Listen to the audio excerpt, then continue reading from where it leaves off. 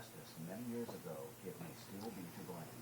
The dangers of asbestos have been reported in the U.S. as early as 1918, and while there is undeniable proof that many companies in the asbestos industry the risks, many fail to protect their workers from its deadly effects.